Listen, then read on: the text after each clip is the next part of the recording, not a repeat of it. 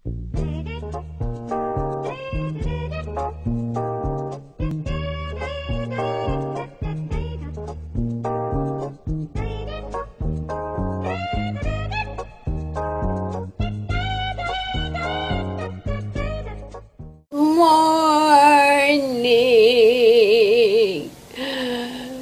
10:30 na.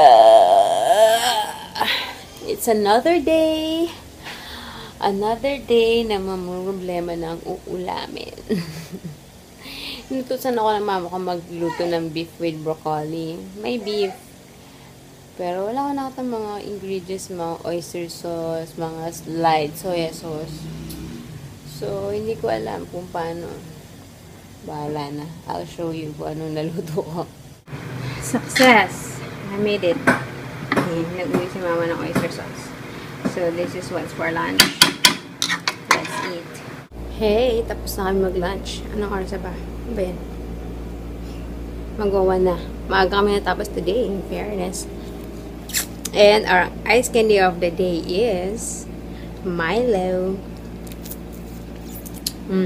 Nagpatulog ako ng bata. Wala pong 30 minutes. Gising na naman po. Hi. Say hi. Hi. I'm doing my labada, nagtutupi, and watching vlogs. So, yun. Sabi ko kahapon, diba? Kahapon ba yun? Isang araw. Sabi ko, punta kami ng South Mall. Hindi pa kami natutuloy. So, baka today. Kasi may pupunta kaming birthday party sa weekend. Hawaiian ang motif. Birthday ng tita ko. Wala pa isusot yung mama ko. So, yun. Ewan ko ba kung matutuloy na naman kami or what. Basta, I will let you know. So, I'm gonna enjoy my ice candy. Hi! So, we're still here sa bahay. Mukhang di na naman kami. Actually, malabo nang umalis kasi it's past 5 na. Hindi na kami nakaalis. Ewan ko ba't di natutuloy. So, merienda time muna with my sister. Itong spaghetti from yesterday. Nag-take out kami. And gusto ko ng Coke. Si baby, ayan, nakahubad after maligo kasi ang init. Yun lang. Let's eat! So, it's time for dinner once again. What do we have? Tocino. Tocino for us, and then fried fish for Papa. And that's it. Pansit. Kay Mike at sa kapatid ko, pansit. So, yun lang. It's been a day of household chores today. Hindi naman. Mate, give us mate. Yes, please. Parang awa nyo na. Panawagan ko naman sa inyo. May alam naman dyan ang katulong, oh. Please naman, oh.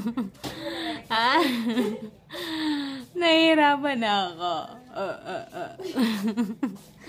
Uy, ang hirap talaga maghanap ng katulong ngayon. Sa totoo lang. Hindi na ako nangangarap ng yaya eh. Yung katulong na lang para sa bahay. Para hindi na kailangan. Tinitignan ako ni baby. Look, baby. Who's that? Natatawa siya. Kausap ko yung sarili ko. Ano sasabi ko? Hindi na ako naghahangad ng yaya. Ka na lang. We need a maid for the cooking and the cleaning and the rest. Okay? Please, panawagan po sa lahat na nanonood ng vlog na to. Oo nga eh. I was hoping na from uwi ko from Singapore, makaka-relax naman ako. You know, makakalabas-labas. Mas matrabaho dito. Kaya, Daddy, please, fetch us. Okay, bye. Magluto na ako. So, it's that time of the day again. It's time to say good night. Tapos na ang mga gawaing bahay. Nakaligo na ako. Si baby rin na naspo na. Ready for bed, right, baby? You ready for bed? Ha? So, yung panawagan ko sa inyo, kulit. Napapagod na ako. So, ayan na. Mamamahinga na si Inday at manonood ng teleserye. So, bye! Good night! Thank you for watching and I'll see you guys tomorrow. Bye!